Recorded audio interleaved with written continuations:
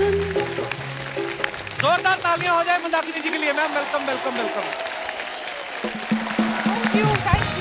मंदाकिनी जी आपका बहुत बहुत स्वागत है हमारे शो पे। Thank you so much. आज आप पहली बार आई हैं हमारे शो पे और आपको मैं बता दूं कि मैंने लाइफ में ना थिएटर में पहली फिल्म आपकी देखी थी। मेरी मम्मी सामने बैठी, इनको मैंने बताया आज।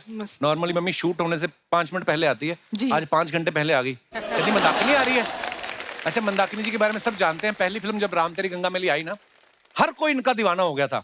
हालांकि ये राजीव कपूर साहब के लिए गा रही थी कि सुन साहिबा सुन। हर आदमी ना अपने आप को इनका साहिबा मान के चल रहा था। शादीशुदा आदमी ना जो बीवी के डर से इनके पोस्टर घर में नहीं लगाते थे, वो फिर अपनी बीवी की फोटो के पीछे इनकी फोटो लगाते थे। बीवी आगे पूछती, अरे नई हीरोइन आई मंदाकिनी देखी? आज कहता नहीं मैंने तो नहीं देखी। नहीं, वो कहती मैंने भी नहीं देखी थी, मैंने जब तुम्हारा पर्स खोला तो मुझे पता चला। तो मतलब ये क्रेज है इनका। Thank you. आपको पता है मंदाकिनी जी, छोटे शहरों में तो शावर का कॉन्सेप्ट ही आपकी वजह से आया, नहीं तो पहले बाल्टी और मग से नहाते थे लोग। तो आप मेरी तारीफ कर रहे हैं या बुराई कर रहे हैं? अरे नहीं, मैं तारीफ कर रहा हूँ। आपको पता है जो लोग घूमने फिरने के शौकीन नहीं भी थे ना जी, वो अब घूमने जाते हैं तो आपके नाम से राम तेरी गंगा मैली में आप जिस झरने के नीचे नहा रही थी उसका नाम मंदाकिनी वाटरफॉल रख दिया गया। आपको बताया किसी ने? जी जी, ये मुझे पता है। वाह, कितनी बड़ी बात है वैसे। झरना। और उत्तराखंड में वो झरना, उसका पानी इतना ठंडा होता है, लेकिन जब ये नहाई उसके बाद पानी गर्म हो गया था। मंदाकिनी जी बहुत बहुत स्वागत है। आइए जोरदार तालियां हो जाए। Thank you. अब वक्त है हमारी आज की दूसरी मेहमान को स्टेज पे बुलाने का। Please welcome very beautiful Sangeeta Bijlani जी।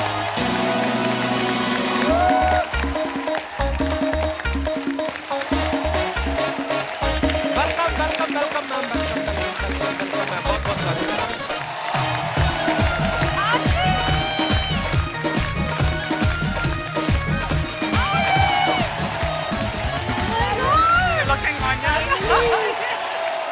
जोरदार तालियां संगीता जी के लिए हो जाए।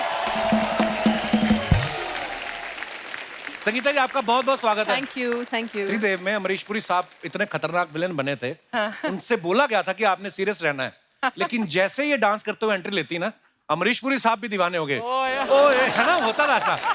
जोरदार तालियां बनती यार। मतलब ये गाना इतना फेमस हो गया था संगीता जी, आपको भी आई एम श्योर आपको पता होगा, लोगों ने एक्चुअली ना प्रेमी प्रेमिकाओं ने अपने कोड बना लिए थे। हाँ, ये दिनेश नहीं हमारा, इसने ओए ओए सुन के ना अपनी गर्लफ्रेंड को बोला कि मैं तेरे घर के बाहर आके ओए ओए बोलूंगा, तू आ जाना बाहर। ये जाके इसने ओए ओए बोला, वो तो सो रही थी, सोए सोए उसके पिताजी बाहर आ गए। हाँ, उन्होंने पकड़ा इसको कॉलर से, कहते कमबख्त फिल्म मैंने भी देखी है। उसके बाद उन्होंने ऐसा ओए ओए किया, बिस्तर पे उल्टा लेट के हुई करता रहा ये आदमी। संगीता जी आपको भी लोग, कभी आप निकलती होंगी कभी शॉपिंग के लिए या कभी एयरपोर्ट पे, लोग ऐसे आप बुलाते थे आपको ओए ओए करके? जी, ऐसे काफी होता है। तो फिर आपको गुस्सा आता था कि आप रिस्पांस देती थी नहीं, उनको? गुस्सा क्यों आएगा? हाँ, मुझे प्यार आता है। वाओ। पर आपके बारे में ना इतनी अफवाहें थी, कोई तो बोल रहा था कि आप रैंप पे ना बिजली की तरह चलती थी, इसलिए आपको बिजलानी नाम दिया गया। हालांकि आपका सरनेम है, ये तो आप ही क्लियर करेंगी। जी बिल्कुल, एक्चुअली ये सच बात है। तो रैंप पे मैं जब मॉडल करती थी तो मेरी जो कोरियोग्राफर है उसका नाम भी संगीता चोपड़ा है। तो उसने ये डिसाइड किया कि जब रैंप पे आती हो तो बिजली की तरह कड़कती हो, तो आज से तुम्हारा नाम बिजली है। So that's why. वाओ। आइए मैम, आपका बहुत बहुत स्वागत है। Please thank you. और अब बारी है हमारी तीसरी मेहमान को आमंत्रित करने का। Please welcome very beautiful and very talented Varsha Usgaonkar.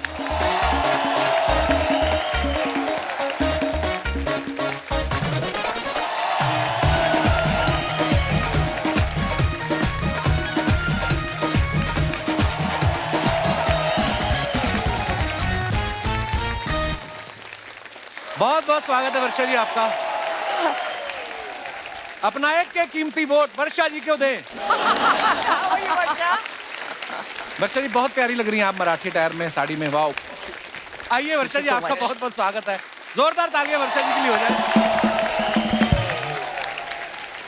जो नए बच्चे हैं जिन्हों को नहीं पता, वर्षा जी ने नसीर साहब के साथ हस्ती फिल्म में काम किया था। उनको आज तक 2 ही महिलाओं ने नचाया है, एक तो वर्षा जी, दूसरी अर्चना जी।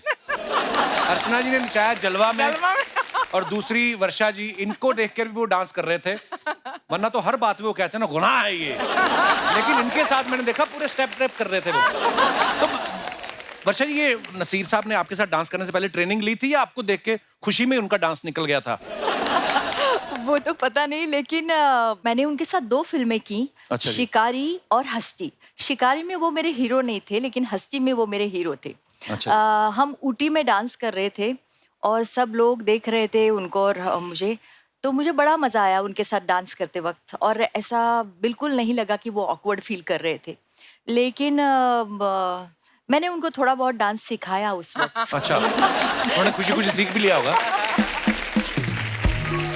संगीता जी, आपने पहली फिल्म की, आपका कैसे बना सौभाग्य? मतलब कैसे, मुंबई कब आई आप, या मुंबई में पली बड़ी हैं आप? मुंबई में ही थी। अच्छा जी। मगर मेरी पहली फिल्म के पहले मैं स्कूल में जब थी तो एक टॉम बॉय की तरह थी। अच्छा जी। चलती ट्रेन से उतर जाती थी, चलती बस से उतर जाती थी। तो एक दिन मम्मी के साथ मैं आ रही थी और मॉम जो है वो मतलब थोड़ी आगे जाती है ना बस, तो मैं पहले ही उतर गई। अच्छा तो जी। एक गाड़ी आई बस स्टॉप पे और एकदम स्क्रीच करके वहां आके पार्क कर दिया। तो मैं ऐसे डर गई, मैं घबरा गई, तो मम्मी की तरफ भागने लगी। वो आ गया और मेरी मॉम को कह रहा है कि मुझे ऐसी लड़की चाहिए, यही जो अदा उसकी है, ये जो किया उसने, मुझे ऐसी ही लड़की है, मैं अभी उसको साइन करता हूँ। अच्छा। तो मेरी मम्मी ने कहा नहीं नहीं, वो अभी स्कूल में पढ़ रही है, बहुत छोटी है और अभी ऐसा कुछ है नहीं। तो ये मेरा पहला ऑफर था। वाह। ऐसा हमने सुना होता है कि राह जाते जाते किसी प्रोड्यूसर की नजर पड़ी किसी एक्टर पे, और इनके साथ सीरियसली हुआ है। मगर उसके बाद में मैं एक फैशन शो में मॉडलिंग कर रही थी और राजीव राय जी जो त्रिदेव के डायरेक्टर हैं जी। वो वहाँ आए थे उस शो को देखने।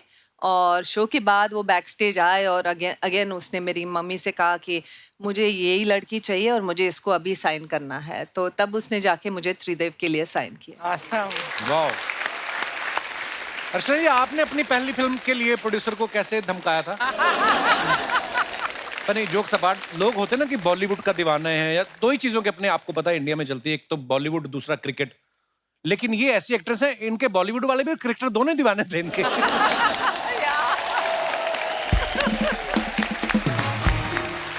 अच्छा, ऐसा भी बहुत बार होता हो ना कि आप एक सेट से निकली हैं और दूसरे सेट पे पहुंची, वहां पे सीन है जी, विलन आपको उठाने आ रहा है और आपने कहा कि यार ये पिछले स्टूडियो में भी यही हुआ था और यही थे गुलशन ग्रोवर। अभी आपके साथ ऐसा होता है? हाँ, मतलब बहुत इजी हो जाता था, क्योंकि हर चीज ना एकदम जाते थे और हमें बताते थे क्या करना है, और वो हो जाती थी एकदम जल्दी अच्छा से। जी। आज भी यही होता है बहुत बार। ताज़ा ताज़ा सीन आता है। डेली सोप में तो यही होता है। Actually it is so much fun उस टाइम पे, क्योंकि हर चीज इजी लगती है। अभी आज का अगर कंपेयर करें, हाँ। आज देखिए ना, मूवी बनाने के बाद कितनी जगह बेचारे जाते हैं प्रमोट करने के राइट, लिए। राइट। यहाँ जाओ, वहाँ जाओ, वहाँ जाओ, वहाँ जाओ। फिर भी पिक्चर हिट होगी पता नहीं होता है। हाँ, किसी को वाकई। भरोसा नहीं है हिट होगी या नहीं होगी। उस समय तो अनाउंस हो गया, सिर्फ और लोग अनाउंस होती wait थी और करते लोग थे। वेट करते थे। ये था उस टाइम का मजा। इलेक्शन की तरह आज प्रचार करना पड़ता है वाकई। अपनी फिल्म का कि मेरी फिल्म देखो। इसमें कुछ खासियत है कि कभी कभी पता नहीं चलता कि जब बुरी फिल्म, तो अपने को पता होता है कि ये फिल्म अच्छी नहीं है, फिर भी लोगों को बोलना पड़ता है ये फिल्म जरूर देखो।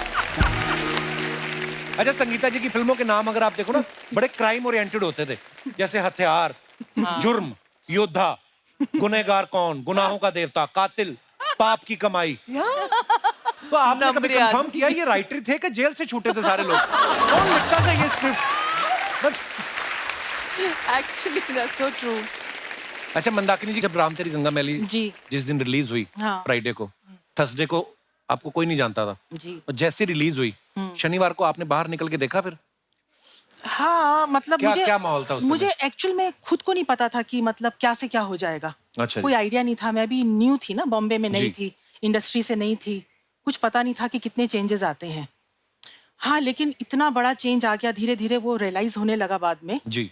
तो मैं यही बोलूंगी कि जो भी कुछ मुझे मिला, जो भी मैंने किया आज तक, यहाँ पर भी जो मैं बैठी हूँ, वो भी सब एक मूवी की वजह से। वो थी मेरी फर्स्ट मूवी, राम तेरी वाह। गंगा मैली।